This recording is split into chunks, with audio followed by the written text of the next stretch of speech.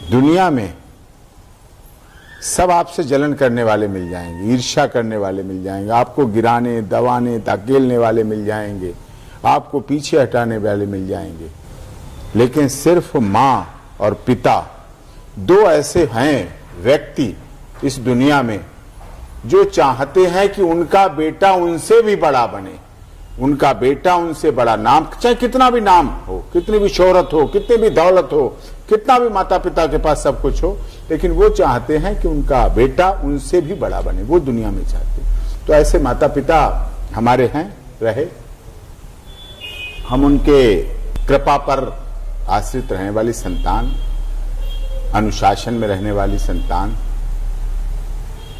पढ़ाई हुई, हमारे फादर पुलिस विभाग में थे, उसके बाद जन्म के बाद जैसी पढ़ाई होती है, ग्रामीण परिवेश का भी टच रहा। हमारा गढ़ था सूथा में, छोटी सी स्टेट होती थी राजपूतों की गढ़, तो वहाँ से चलते चलते आगे पढ़ते रहे। विभिन्न यूनिवर्सिटी का साथ मिला मुझे, वहाँ पढ़ने का अवसर मिला, वहाँ सीखने का अवसर मिला, बहुत अच्छे अच्छे गुरुजनों का आशीर्वाद मिला। पढ़ाई के दौरान मैंने देखा कि गुरुर् ब्रह्मा गुरुर् विष्णु गुरुर्देवो महेश्वराय, गुरु से अधिक, शिक्षक से अधिक दुनिया में और कुछ नहीं। ऐसे हमें शिक्षकों का साथ मिला, उन्होंने पढ़ाया। उसके बाद सेवा की भावना थी, सेवा में इंटरेस्ट था। माता पिता भी चाहते थे कि समाज को सेवा देने वाला पुत्र मिले, ऐसा, इसीलिए उन्होंने उस तरह किसी बिजनेस में नहीं डाला, किसी उस पुलिस की सर्विस में नहीं डाला। चाहते थे पायलट वगैरह बनाना, आर्मी में भेजना, वो भी एक सेवा थी, सेवा का भाव रहा। तो उसमें से वकालत का प्रोफेशन चुना, उसके बाद लॉ किया मैंने। लॉ करने के बाद आपके सामने वकालत कर रहा हूँ, वकालत के प्रोफेशन में हूँ, सुप्रीम कोर्ट में प्रैक्टिस कर रहा हूँ, और ये अभी तक का है डिफरेंट। इस दौर में वकालत के दौरान ही बहुत से ऐसे हाई प्रोफाइल मैटर रहे जो काफी ज्वलंत थे, जिन्होंने ऐसे ऐसे कई केस थे जिनमें सरकार बदल गई। आप निर्भया केस लें, दिल्ली में 2012 दिसंबर में हुआ, उसका इतना बड़ा विरोध था, उसका इतना बड़ा आंदोलन था कि दिल्ली की सरकार बदल गई, दिल्ली में सत्ता परिवर्तन हो गया, केंद्र में सत्ता परिवर्तन हो गया उसकी वजह, उसके विरोध की वजह से।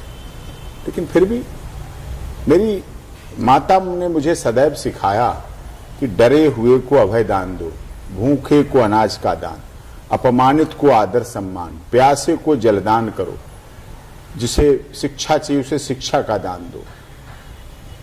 इस तरह की ये पूजा के 12 फूल हैं टोटल कुल मिलाकर। अगर आप मंदिर नहीं जा सकते, मस्जिद, गुरुद्वारा, गिरजाघर कहीं ना जा सकते, ना जाओ, कोई प्रॉब्लम नहीं, कोई भगवान नाराज नहीं होगा। लेकिन अगर आपने ये पूजा के फूल जो 12 हैं विभिन्न परिस्थितियों के, जिनमें सारी बात आ जाती है, अगर उनमें से आपने कोई दिन में एक फूल भी चढ़ा दिया, मतलब एक, अगर किसी एक डरे हुए को अभय दान दे दिया, भूखे को अनाज का दे दिया, प्यासे को जलदान दे दिया, अपमानित को आदर से बैठाल दिया, शिक्षा रहित को शिक्षा की बात कर दी, वस्त्रहीन को वस्त्र दान दे दिया, जो कुछ आपने ऐसा अगर कार्य कर दिया तो आपकी सारी पूजा का फल, कोई दुनिया में देवता ऐसा नहीं जो आपको फल देने से रोक ले। मैंने न्याय दिलाने के लिए संघर्ष किया, न्याय के लिए लड़ाई लड़ी, नीचे ट्रायल कोर्ट से लेकर सुप्रीम कोर्ट तक लड़ रहा हूं। उसके बीच में एक केस की आप बात करें, राजस्थान में आनंदपाल सिंह का मामला था। वो हमारे पास उन परिस्थितियों में आया जब उसे पूरी तरह से राजनीतिक रूप से शोषण किया जा रहा था। अच्छा इंसान था, भला मानस था, लोग उसके पीछे थे, लोगों के लिए जनहित के काम करता था, भलाई के काम करता था, लोगों को जीवन बचाने का काम करता था। ऐसा व्यक्ति था। राजपूतों का, युवा राजपूतों का तो आइकॉन था, आपने देखा। उसे किस परिस्थितियों में जेल से भागना पड़ा, क्योंकि जेल में उसके ऊपर हमला हो गया, उसका एक साथी मारा गया जेल में, सेंट्रल जेल बीकानेर में हुआ। मुश्किल से वो बचा, अपने साथी के बदले वो जी रहा था, बलबीर बाणुदा के बदले। तो फिर उसे वहां से बचने के लिए भी अपनी जान को बचाना पड़ा, खुद बचेगा पहले तभी तो न्याय की लड़ाई लड़ पाएगा। फिर उसके बीच में उसको पुलिस ने उसे वांटेड बना दिया, डॉन बना दिया, बहुत कुछ बना दिया जी। तो हमने फिर भी उसे जब मिला तो हमने उसे समझाया कि मुख्य धारा में जुड़ो, भागने से कुछ नहीं होगा। आप समाज की धारा में जुड़ो, लॉ एंड ऑर्डर पर विश्वास करो, कानून पर विश्वास करो। यद्यपि राजनीतिक दबाव था उसे, अब वो तैयार हो गया सरेंडर होने के लिए। तो हमने उसकी एप्लीकेशन मूव की, गवर्नर हाउस जयपुर में किया, chief justice Jaipur high court में किया, उसको लगाया सरेंडर की एप्लीकेशन। वहां के तत्कालीन गृह मंत्री जिससे भी बात हुई, यहाँ माननीय गृह मंत्री राजनाथ सिंह जी को भी दिया और राज्य के गृह मंत्री कटारिया साहब थे उनको भी दिया। वो एग्री हो गए, उन्होंने कहा हमारे अधिकारियों की मीटिंग बैठेगी और हम आपका इसमें निर्णय करेंगे, फैसला लेंगे कैसे क्या कहाँ जो हमारी शर्तें थी।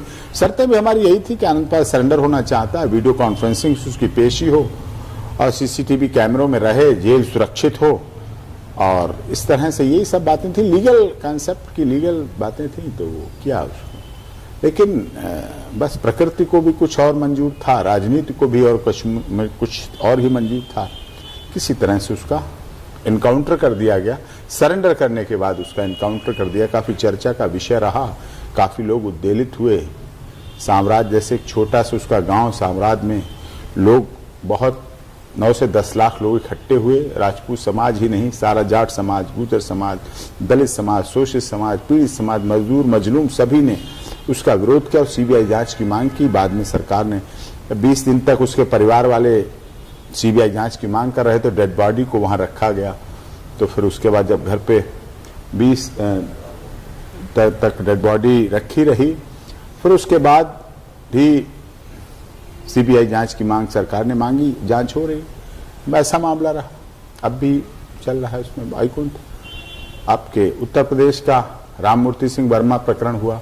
राममूर्ति सिंह वर्मा पे आरोप थे, तत्कालीन मंत्री थे, सरकार में कद्दावर नेता थे, बाहुबली सांसद बोले जाते थे। बहुत मीडिया ने उसको चलाया और चला, उसमें पत्रकार हत्या का मामला उन पे आ गया, चलता रहा, वो चला वहां। उसको फिर हमने यहाँ सुप्रीम कोर्ट में लड़ा, न्याय की लड़ाई। उसमें भी उनका कहना था कि हमने ऐसा नहीं किया, हमें झूठा फंसाया जा रहा है। जबकि उस समय के आईजी जो थे उन्होंने उसका 164 का स्टेटमेंट भी लिया और कुछ उसमें भी राजनीतिक साजिश चल रही थी, क्योंकि सत्ता में थे, मंत्री थे, विरोध भी हो रहा था, ये सब कुछ था। लेकिन फिर भी हमें सफलता मिली, हमने न्याय दिलाया और जो मीडिया के नाम पर गलत कर रहे थे उनको भी नसीहत मिली और उनका केस खत्म हुआ। सुप्रीम कोर्ट से सीबीआई जांच खत्म हुई और उनके केस खत्म हुए, एफआईआर खत्म हुई, सारा कुछ हुआ। तो ऐसे केस हैं जो चलते रहते हैं। पिछले दिनों आपने देखा होगा बरवाला कांड 2014 में हुआ था, उसमें संत रामपाल दास जी महाराज अपने आश्रम में थे, बीमार थे, हाई कोर्ट बुला रही थी, वो हाई कोर्ट में नहीं पहुंच पा रहे थे, मेडिकल दिए, डीसी हिसार ने पैनल बनाया डॉक्टरों का, 5 डॉक्टरों का, रिपोर्ट गई चंडीगढ़ हाई कोर्ट में कि बीमार है, अभी नहीं आ पाएंगे, लेकिन फिर भी वारंट चलते रहे। अब किस दबाव, किस प्रेशर में ऐसा होता रहा। वांटेड लोग और एनबीडब्ल्यू वाले लोग और इस तरह के लोग तो इस देश में हजारों हैं। शाही इमाम अब्दुल्ला बुखारी जामा मस्जिद के शाही इमाम है, दिल्ली में रहते हैं, पुलिस हेडक्वार्टर से जामा मस्जिद की दूरी वॉकिंग डिस्टेंस की है, लेकिन उनके ऊपर कितने वारंट हैं ये सबको पता है। कौन उनको कोर्ट बुला रही है ये भी सबको पता, नहीं बुला पा रही है। कौन उनके जामा मस्जिद पे एक वारंट लेके चढ़ने की हिम्मत रखता है?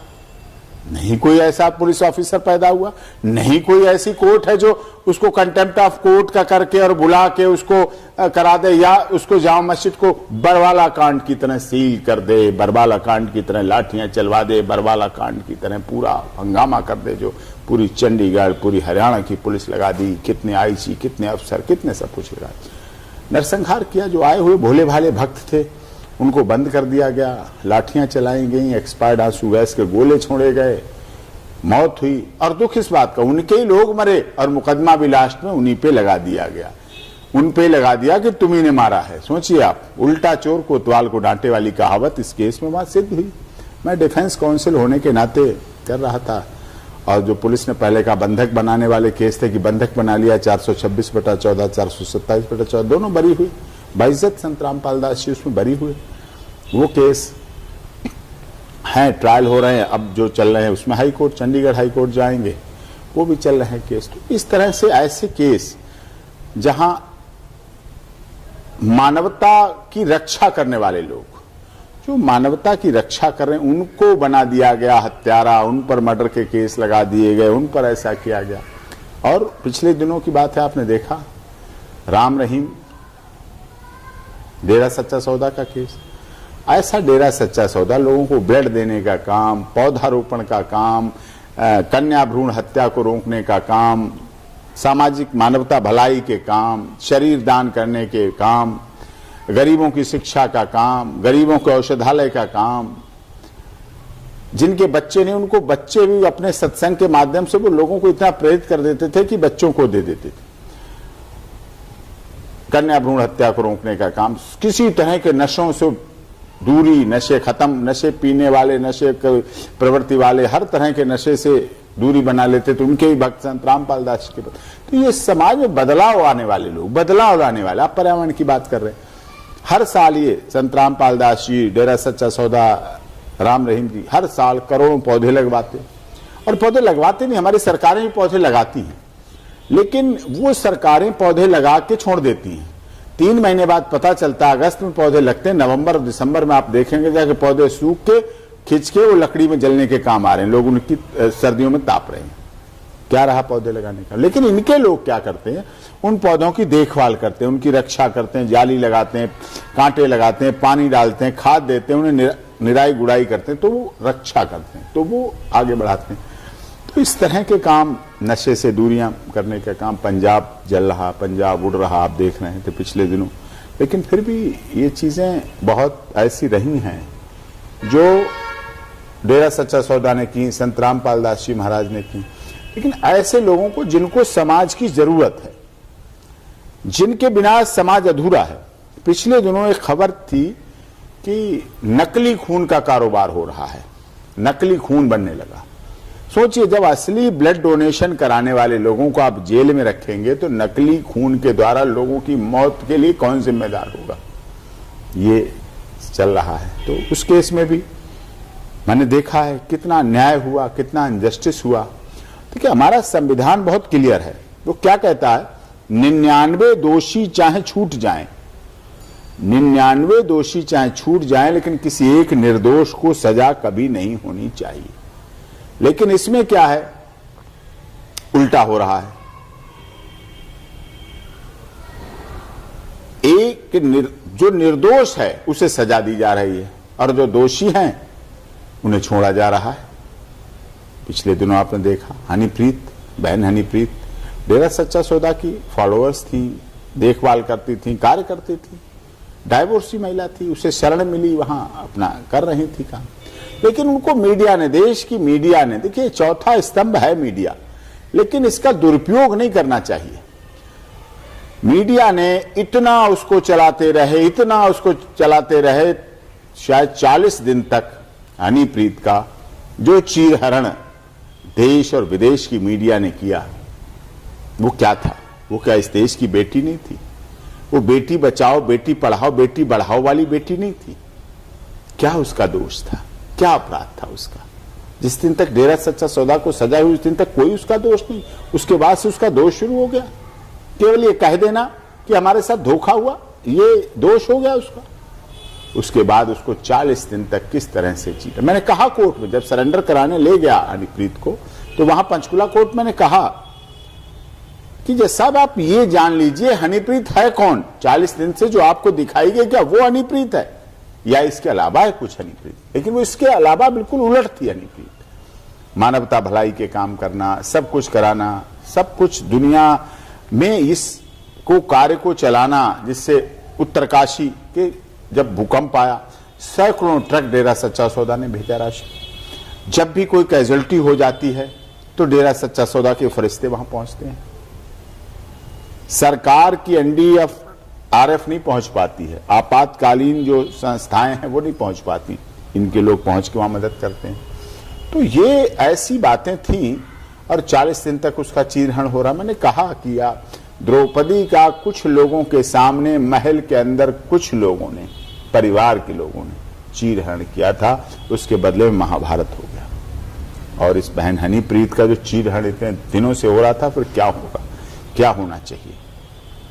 तो ये ऐसे मामले हैं, लोग ये कह देते हैं, आप भी कह देती हैं, लोग मीडिया भी कह देती है हाई प्रोफाइल मैटर है। एपी सिंह तो हाई प्रोफाइल मैटर में केस को घुमा देते हैं, ऐसा लोग कहते हैं, केस को बिल्कुल पलट देते हैं, यू टर्न। ऐसा नहीं है, सच्चाई ही होती है। पुलिस, सीबीआई, मीडिया उनकी सच्चाई को आने नहीं देती है, उनकी सच्चाई को रोक लगा देती है। हाई प्रोफाइल होने का मतलब वो केस हाईजैक हो जाता है, उसमें न्याय नहीं होगा, न्याय नहीं मिलेगा, ये चीज हो जाती है। ये नहीं होना चाहिए। अच्छा, जुडिशियल ऑफिसर्स नॉर्मल केस में वही केस एक्यूटल होगा, बरी होगा, लेकिन हाई प्रोफाइल हो गया, मीडिया में चल रहा है, अब उन्हें डर लगने लगता है। अब क्या इसमें करें, अब क्या इसमें आरोप लग जाएंगे। बरी का केस, संत रामपाल दास जी के दोनों केस बरी होने लायक, बरी होने के लिए गवाह हॉस्टाइल, विटनेस कह रहा है संत रामपाल दास जी के किसी फॉलोअर ने मेरी मां, मेरी बहन, मेरे परिवार में से जो मौतें हुई किसी को नहीं मारा, उन्होंने तो जीवन दान दिया, उन्होंने तो जीवन बचाया मेरा, वो तो जीवन बचा रहे थे, वो तो पानी दे रहे थे, वो तो दवा दे रहे थे, एक्सपायर्ड आंसू गैस के गोलों की उससे घुटन से मौत हुई है, हमें एम्बुलेंस नहीं मिली, इससे मौत हुई, हम बाहर नहीं जा पाए, इससे मौत हुई, हमें पुलिस ने बाहर नहीं निकलने दिया, इससे मौत हुई, हमें किसी ने बंधक नहीं बनाया, इससे मौत हुई। उन्होंने कहा, कोर्ट में बोला, एफिडेविट दिया, लिख के दिया, बाहर मीडिया को बताया, लेकिन परिणाम नहीं, जो परिणाम होने चाहिए उस परिणाम का कोई मतलब नहीं। तो ये चीजें इस तरह के हैं, ऐसे केस जो और बहुत से हैं। द्वारका में नाबालिग लड़की की शादी, माइनर लड़की, पॉक्सो का उस पर केस, उसके साथ रेप हुआ, पॉक्सो का केस रजिस्टर्ड हुआ, केस चल रहा, अरेस्ट हुआ, लड़का अरेस्ट हुआ, जेल गया, लेकिन कोर्ट ने उस तरह का उसको करके इंटरिम दे दी कि नाबालिग लड़की की लड़के से शादी कर दो, पॉक्सो के एक्यूज्ड की शादी पॉक्सो के कंप्लेनेंट से करा दो। साके द्वारका कोर्ट में हुआ ऐसा, हमने उसको कहा, लेकिन किस तरह से, किस लॉ एंड ऑर्डर क्या है, कानून कहां है, किस कानून के तहत आप ये करा रहे हैं। ये चीजें ऐसी रही जिनकी वजह से उसका विरोध किया, सुप्रीम कोर्ट में चल रहा है। कि आप क्या कहेंगे, कोर्ट से ऐसा हो जाता है, कहां महिला को न्याय है। आप महिला के न्याय की दुहाई देते हैं, आप वुमेन एम्पावरमेंट की दुहाई देते हैं। महिला को तो न्याय दिखना भी चाहिए, मिलना भी चाहिए, और समाज में भी वो दिखना चाहिए, लेकिन कहां मिल रहा है। कहते नहीं वुमेन एम्पावरमेंट अब बढ़ रहा है, अब इस कानून ने, इन कानूनों ने वुमेन एम्पावरमेंट बढ़ाई, महिला सशक्तिकरण करा। गलत। आप याद कीजिए, राजा दशरथ के साथ युद्ध स्थल पर, युद्ध में रथ पर बैठने वाली कौन थी? वो रानी थी उनकी, बहुत प्यारी रानी थी, केकई थी ना और युद्ध में जब उनका धुरी टूट गई, पहिया निकल रहा था, कील टूट गई, तो उस धुरी को पकड़ने वाली कौन? वो महिला थी। उसने पकड़ा, युद्ध लड़वाया, युद्ध जितवाया। राजा दशरथ ने देखा कि रानी हम तो जीत रहे हैं, तुम क्यों पसीने से लथपथ हो रही हो? उन्होंने कहा अभी जीत लो, जीत जाओगे फिर बताएंगे। वो जीत के जब निकले तब देखा उन्होंने खुद कि क्या है, तो उसका हाथ पूरा घायल हो चुका था रानी का। तो वुमेन एम्पावरमेंट वो है।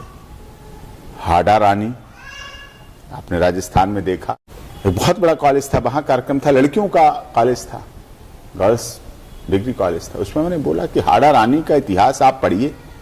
हाडा रानी ने नई शादी हुई, शादी को 2 दिन हुए हों जिसके, उस रानी, उस राजा को युद्ध पे जाना पड़ा, तो उस रानी ने देखा कि राजा तो वहां से पीछे देख रहा है, मुझे अटारी पे चढ़ी हुई रानी को देख रहा है, प्यार में देख रहा है, अपनी नवविवाहिता रानी को देख रहा है।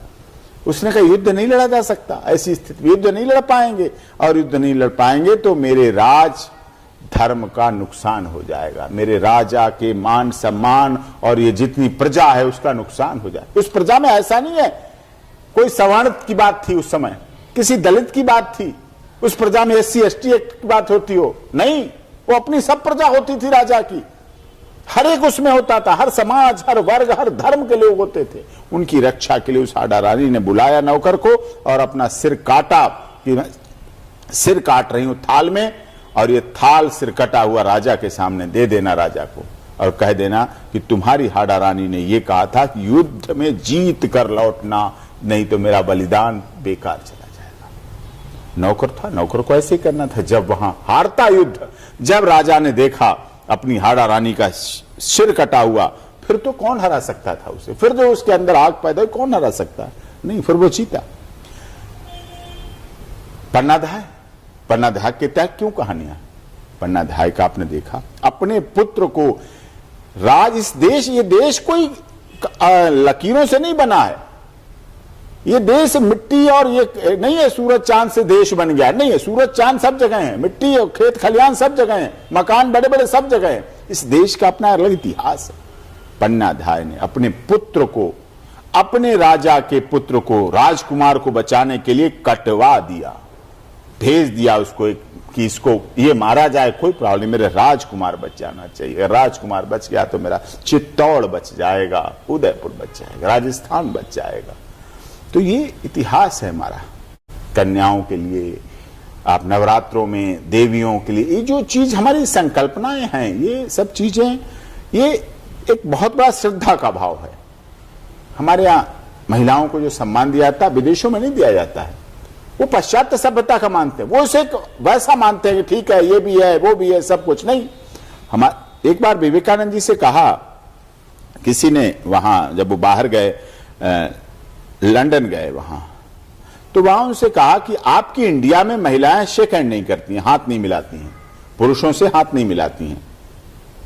तो उन्होंने कहा कि हमारे यहां तो सब महिलाएं मिलाती हैं, पुरुषों से शेक हैंड करती हैं, हाथ मिलाती हैं, सब मिलाती हैं। तो उन्होंने कहा एक बात बताओ, आपके यहां की रानी जो महारानी एलिजाबेथ है, वो पुरुषों से हाथ मिलाती हैं?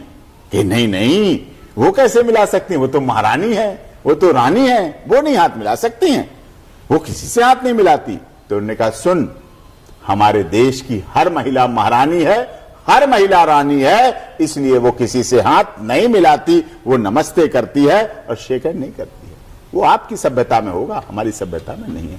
तो ऐसी ये सब विषय इतने हैं जिनके लिए मुझे संघर्ष करना पड़ता है, जिनके लिए आप देखते हैं, चाहे डिबेट में हो, चाहे न्यूज चैनल पर हो, चाहे अखबारों में हो, चाहे उसे आप कह लें हाई प्रोफाइल कहें, चाहे आप चर्चित वकील कहें, चाहे आप डिफेंस लॉयर कहें, चाहे आप कुछ भी ये कह सकते हैं, आरोप भी लगा सकते हैं, केस को मोड़ देते हैं, केस को पलट देते हैं, किस तरह से गवाहों को समझा लेते हैं, किस तरह से क्रॉस कर लेते हैं, किस तरह से आर्गूमेंट कर लग सकते हैं, किस तरह अपने केस को तैयार कर लेते हैं। हमारा उद्देश्य यही होता है, सबके पीछे हमारा उद्देश्य है access to justice for all, न्याय सबको मिलना चाहिए, न्याय सबके लिए होना चाहिए। ये केवल किताबों में नहीं, ये केवल कागजों में नहीं है, ये होना चाहिए, दिखना चाहिए और अमल में लाना चाहिए।